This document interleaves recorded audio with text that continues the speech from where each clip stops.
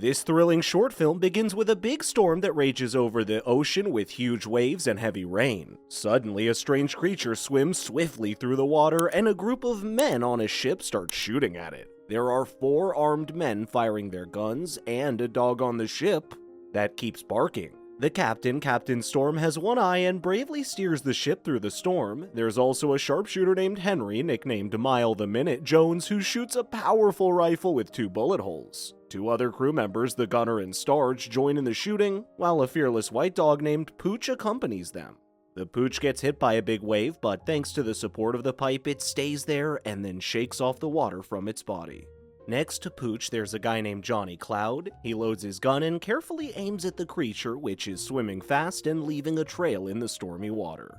Unfortunately, Johnny Cloud misses the shot and the creature dives underwater. Johnny Cloud looks worriedly at a special agent named Fan Long, who appears disappointed and shoots a big cannon at the creature, but also misses. The creature swims towards the ship and crashes into it, causing the ship to tilt to one side. Johnny Cloud falls into the water and loses his grip on his gun. As he sinks, he catches a glimpse of a locket with his name, Cloud Johnny, and some numbers before he closes his eyes, losing consciousness. As Johnny Cloud's eyes flutter again, he finds himself face to face with Fan Long, who's blowing air into his mouth and applying chest compressions to expel the water from his lungs. The group finds themselves stranded on a desolate island with 3 weathered wooden boxes. Suddenly, Johnny Cloud comes to his senses, gasping for breath and expelling the excess water from his lungs.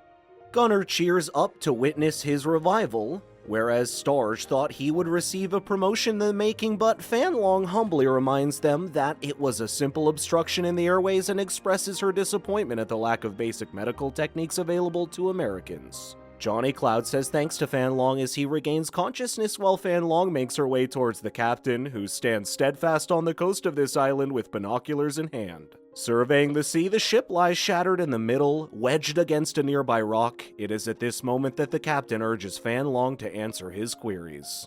Fan Long insists that Captain provides more specific information. Frustrated, he questions why he's involved in an undisclosed Chinese mission.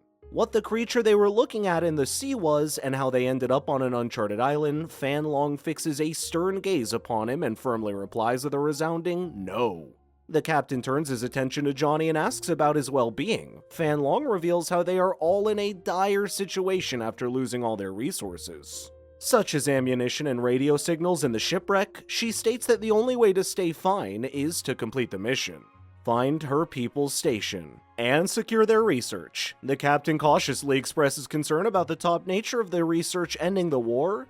To his surprise, Fan Long realizes that she has already disclosed the info to him. Fan Long then further explains the presence of a plane at the station which could facilitate the captain's and other men's safe return to their fleet. Fan Long also urges the captain to instruct the men to start moving immediately, emphasizing the potential obstacles that could arise during the night. However, the captain responds with a cold tone, stating that he's just a sea captain and the men belong to Johnny, and he then moves away. The island they find themselves on is vast and mountainous with ample bushes and trees. As they navigate through the forest, Johnny approaches Fan Long, expressing his gratitude for saving his life.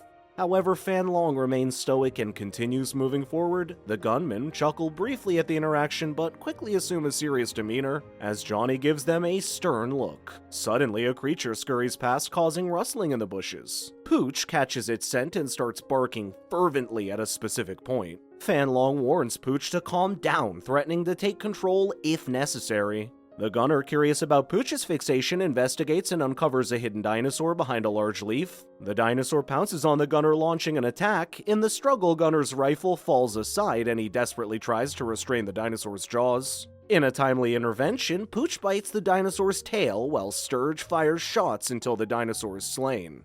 The gunners left shocked by the unexpected encounter with a dinosaur. As they catch their breath, they hear more chittering in the distance. They scan their surroundings only to find dinosaurs closing in from all sides. Johnny takes charge. Commanding the losers to attack, they unleash a barrage of gunfire from different directions, aiming to fend off the relentless onslaught.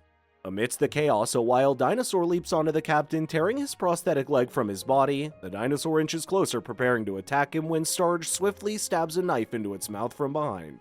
Pressing forward, they continue to eliminate the dinosaurs, but at the rear of the group, Fan Long becomes the target of another dinosaur attack. Johnny quickly reacts, firing a shot that dispatches the dinosaur. However, more dinosaurs encircle them, forcing him to flee in the opposite direction of the rest of the group to ensure his own survival.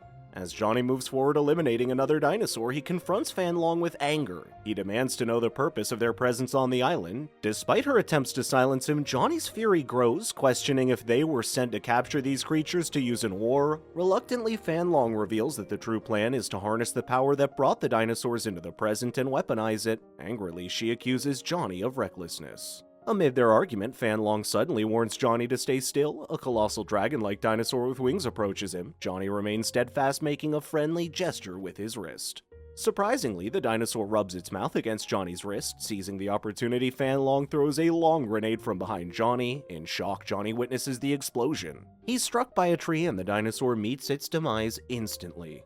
As Johnny regains consciousness, he searches for a pulse in the fallen dinosaur, finding none. To his surprise, Fan Long has disappeared, leaving him alone and bewildered. He then sees some waves in the sky, knowing where he needs to head. As Johnny gazes upon the station, he spots Fan Long peering from a distance. Above the station, he notices mesmerizing blue waves in the sky, seemingly connected to the energy emanating from the power station. Intrigued, he questions Fan Long about this phenomenon. She explains that it's called laceration, a rift between time and space transmitting energy that surpasses nuclear power by 100-fold. She passionately exclaims that if this weapon can be harnessed, it could bring an end to all war. Concerned, Johnny expresses his fear that harnessing such power could lead to their extinction, similar to the fate of the dinosaurs on the island.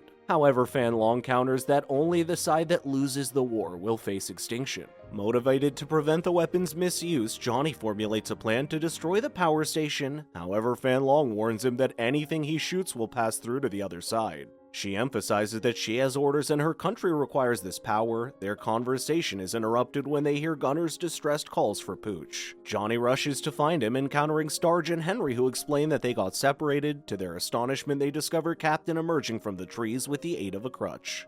Moving forward as a group, with Starge cutting through the thick foliage, they come across the lifeless body of Pooch on the ground. Continuing further, they are struck by shock as they find Gunner lying dead. Suddenly, a formidable dinosaur grabs Gunner with its sharp teeth and begins devouring him. The dinosaur locks eyes with the gunman and lets out a powerful roar. Despite their fierce gunfire, their bullets do not affect the creature. In a moment of bravery, Henry volunteers to distract the dinosaur away from the camp. Although the others attempt to dissuade him, he fearlessly strikes the dinosaur with his helmet, leading it away from the group.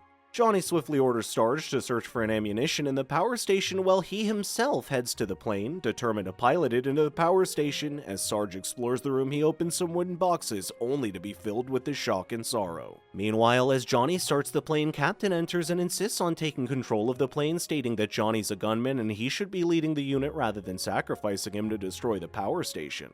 The captain expresses his willingness to go kamikaze, expressing that he may die a loser, but at least he can go out doing something significant. Starge opens the wooden boxes, is taken aback by the sight of dead bodies with gunshot wounds to their heads. Suddenly, someone points a gun from behind. He turns around to find Fan Long standing there, armed and ready. She calmly informs Starge they are soldiers, and advises him not to be surprised by what he's witnessed, as it is a harsh reality of their profession.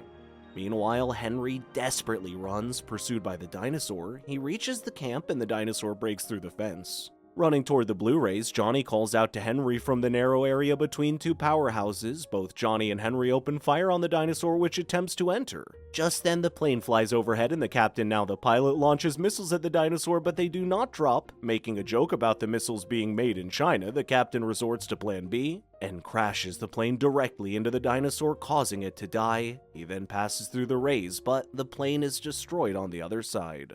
During this chaos, Fan Long loses her gun and Starge apprehends her. He brings her outside, accusing her of killing all the researchers. Fan Long confesses it was indeed her mission to eliminate the researchers and the gunmen, as it was ordered by her country. She seeks to obtain knowledge and harnesses the power of the anomaly to glorify her homeland. Johnny refutes her claim, believing that not everyone would go to such extremes for their country. He searches for a way to destroy the power station and realizes they need to reach the other side of the energy ray to detonate the missile, putting an end to the destructive beams. Johnny declares this is now a two-person job and he would be taking this missile on the other side along with more in the plane that has crashed there, but Henry displays his unwavering resolve, stating that he never looks back and is ready to assist. Starge insists on letting him accompany them. Together they gather the missiles and head toward the Blu-rays. Fanlong protests, warning them that they will lose everything. The trio responds that sacrificing everything is what they're prepared to do. As they pass through, Fanlong attempts to flee, but to her surprise she finds herself surrounded by dinosaurs. Suddenly, a massive blast obliterates the power station and the creatures within. The end. Thank you so much for watching. Please don't forget to check out our other videos and subscribe to be notified about our latest content. We'll see you next time with more incredible film shorts.